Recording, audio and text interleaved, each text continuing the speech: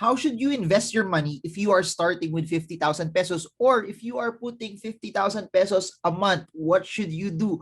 Or if you have 1,000 pesos, how should it work? Is it okay to diversify your portfolio even if you're starting with a very, very small amount? Those are the things that we will talk about in this video and more.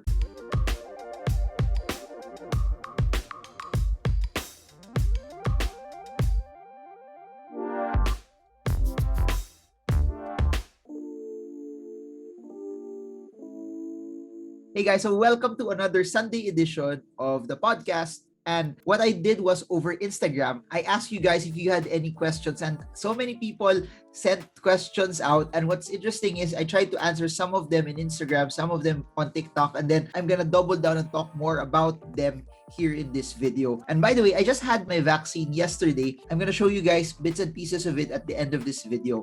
But let's answer your questions. First 50,000 question came from Ariane Esguerra.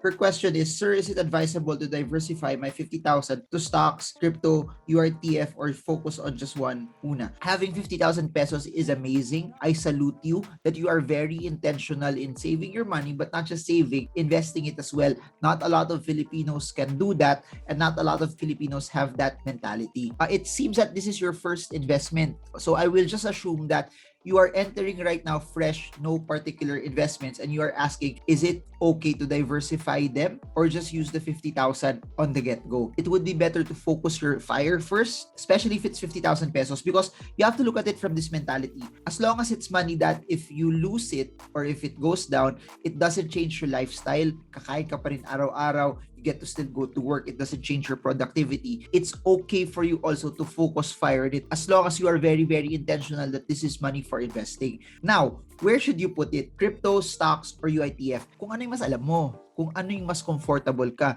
kung ano yung mas tingin mo, you understand very, very well and you have the conviction in. Yung difference nga lang when you go the UITF route, it's sort of automatic in a way that you don't have to select, you don't have to time, you don't have to think about how to allocate, when do I hold on to this, when do I add some more, when do I get out of this position and transfer it here. It somehow becomes a shortcut, and that's the biggest advantage of investing in UITF because you have fund managers, or if it's copying the index, you skip the process of trying to analyze it on your own. So UITFs have its merit that if you're doing this for the first time, you get exposure, meron pa rin yung volatility. It doesn't mean that it's not gonna go down. It doesn't mean that you won't have any paper loss. It doesn't mean that it won't drop in value. But the experience, you're leveraging on other people who are also better than you. When it comes to stocks and crypto, I've made several videos about them. It will always go back to, are you confident enough already to time, pick, and select the stocks that you want or the cryptos that you want? If the answer to that is yes, then you pick which do you prefer more. When you start ranking it and then you say that,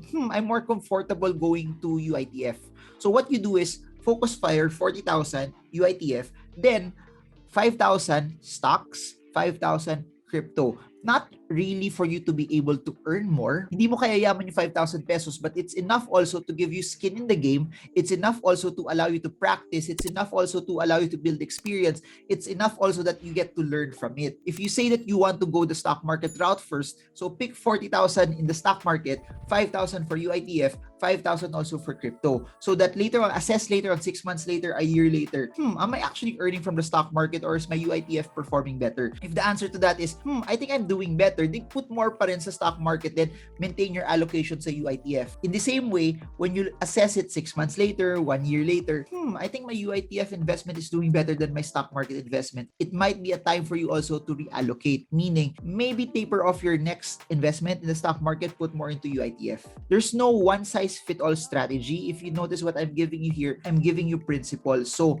rule of thumb that you need to remember, the investments that you know more, the investments that you are more confident about, that's where you put more money in. I repeat, the investments that you are more confident about, the investments that you know more, you add more money there. Investments that are ranked second, third, fourth, fifth, you put a smaller amount so that you already build the experience, the acumen, and you gain skills off of it. Then later on, either you earn more or sobrang dami na nalagay mo sa stock market, sobrang dami na nalagay mo sa UITF, or sobrang dami na nalagay mo sa crypto, and then you just want to diversify already, you want to hedge your risk, dun mo damihan dun sa isa pang asset class. You don't have to put equal allocation sabay-sabay. What's important is you put more on what you're more confident on. You put smaller amounts to gain exposure and to be able to practice. Another question that's highly related to 50,000, this is from Calvin Soberano. If you have 50,000 savings a month, how do you allocate it with the following? Philippine and US stocks, G-Invest, MP2, emergency fund. I placed an answer here on my Instagram and I gave you context for that, but allow me to answer it further. So, since you placed emergency fund, I have an assumption that baka wala ka pang emergency fund. The difference from this question from the other one, the first question was, she had 50,000 pesos in savings. This one, he has 50,000 a month that he can put in for all of this. But the approach will always be the same for me. Focus fire. Until it comes to a point that you've made it bigger, that's when you start diversify.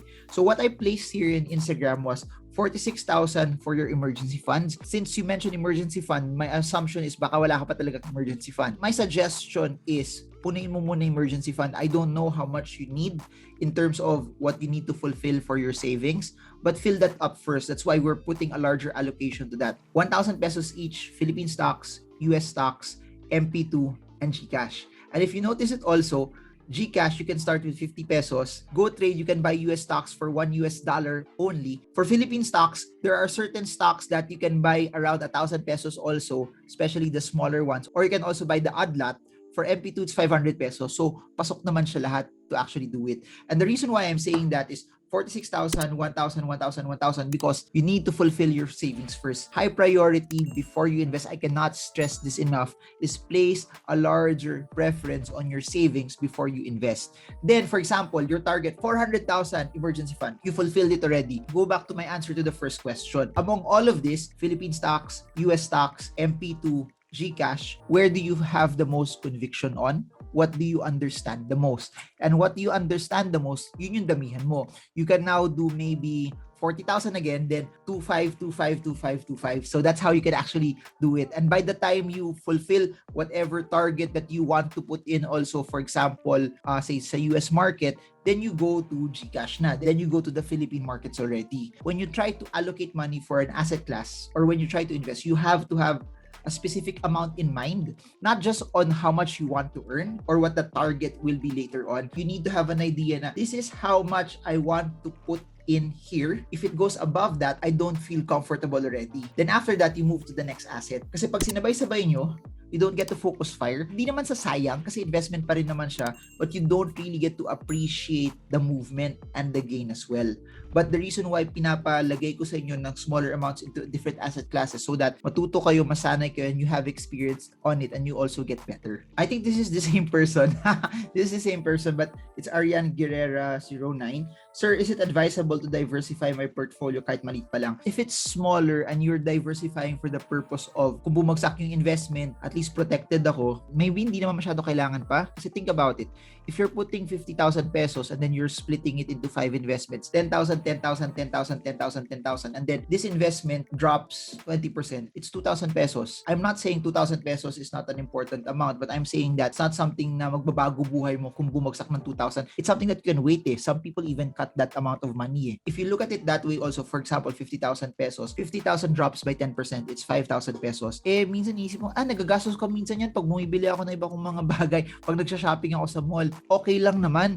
If I invest, bumagsak siya, then long-term investor ako or nag-invest ako sa mutual funds, down ako 5,000 pesos, eh yung 5,000 rin, kung shopping ko yun, 10 years from now, yung pinambili ko sa shopping, wala na rin value. Pero yung investment mo, okay, down ng 5,000, pero index fund yan, mutual fund yan, GCash yan, or stocks yan, fundamentally sound yan, or you're buying the large cryptocurrencies, 10 years down the line, 15 years down the line, it would still, in my opinion, be at a better position. Always look at it also in proportion of what if it's not invested?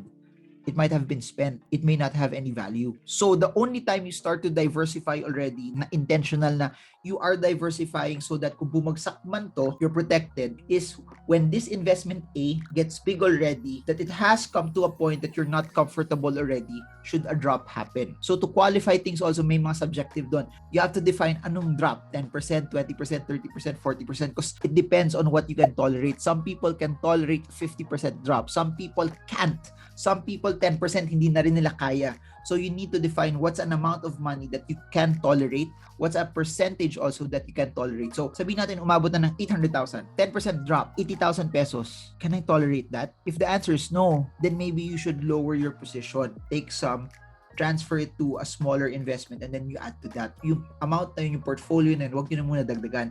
Ibaba mo siya to a point where you're comfortable. Meaning, 800, then you say, sige, I'll try 500,000. If it drops by 10%, is 50,000 more tolerable? So something like that. It's not based on what people's opinions are. It's based on what you can tolerate. Ito pa yung interesting, no? When you're younger, yung pera mo mas maliit kaysa mas matanda ka. Pero what people need to understand is this. When you get older, yung amount na yun na dati nung bata kakala mo malaki, ngayon it may be smaller kasi mas madami ka na rin na ipon, mas madami ka na rin assets. Pero hindi lang yun. Yung experience mo, yung acumen mo, it would also be different. In everything in investing, it's all about emotions eh. And you will realize that when it's all about emotions, there will be certain things that when you progress and build that experience, it becomes templatable because you've experienced it in the past, you've learned from it in the past, and you will get better. And when you watch my videos, that I'd always say that there's no shortcut to it. Why? You can shortcut your capital, meaning you can put more capital, but you can't shortcut the experience. You can't shortcut the years that you have built to get a larger tolerance to volatility. That's something that takes time. That's something that takes experience. That's something that you really have to spend the time to actually do it. And that's why whenever I always say the best time to invest is now, it's not just about earning, it's about building the experience. The sooner you start, the sooner you learn, the sooner you build the experience for it, the sooner that a drop happens again in the future, a recession happens again, a massive sell down happens again, you've already experienced it and you also know what to do. This one is from DMDFD. I bought 1,000 pesos of Bitcoin and now I earned 196 pesos. Is it a good profit for starters? First of all, congratulations for investing 1,000 pesos. I'm happy that you also earned 196 pesos. So that's around 19.6% roughly. Syempre, kung 10 years ka nag-invest, you're up 19.6%. Comparing it to Bitcoin, hindi siya masyado maganda. The term good is very, very subjective. So what you can do is look for benchmarks, meaning kung nag-i-invest ka sa Philippine stock market, as long as you're beating the Philippine Stock Exchange Index, then you are okay. If you're investing in the US market, as long as you're beating the gains of the overall index, S&P 500, Nasdaq, Dow Jones, then you are okay also. In terms of Bitcoin, if, for example, Bitcoin for the year, say, is up 100% and then you're earning 98%, 98% is good, but you are underperforming. Say the index is up only 12%, but you are up 18%. 18% may not be as good as 100%. You are beating Bitcoin in general, then you're doing well. So my suggestion, pick a benchmark. Your goal is to beat that benchmark. So it could be Bitcoin if you're investing in the cryptocurrency market, or it could be an index if you're investing in the stock market. But kudos to you. Congratulations. I'm happy that you are investing. Never despise small beginnings. Yung 1,000 na yan, compounded and added more, that will be the seed for your future. There's so much potential in the seed. There's so much potential when you have something planted on the ground. This is from EMP Oblifus. Can I buy Bitcoin for 1,000 pesos and what platform should I use? The answer to that is yes. One of the complete exchanges that you could also use is Binance. I'll put the link in the description below. You can click that. You can open it from your phone or from your laptop and you can sign in directly, and it allows you already to have access to so much tokens and cryptocurrencies without you leaving the house. Everything for you to be able to sign up is all digital.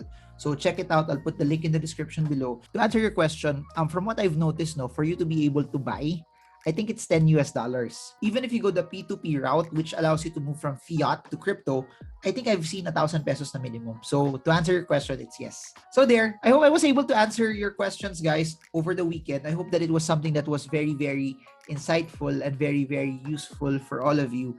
And yun lang gusto ko, and I salute everyone who's watching this on a Sunday, and I hope that you're learning from this, and I hope that this is something that brings you closer to your dreams of financial freedom. So if you want to know more about me, we have a stock market technical analysis course happening in July. Links are in the description below. We also have books that will allow you to learn more about investing in the stock market. Links are in the description below.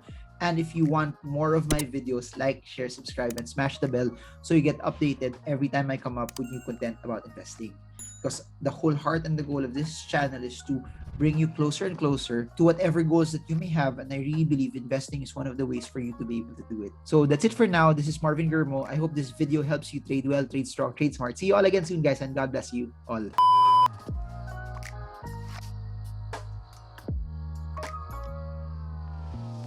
I'm scared. Mahal kita. Okay. Ginagawa ko ito para sa'yo. Para sa kinabukasan natin. Teka lang. 3. Sige po. Pero mas masakit po yung pag-ibig, no? Medyo. Mas Naramdaman ko na yan.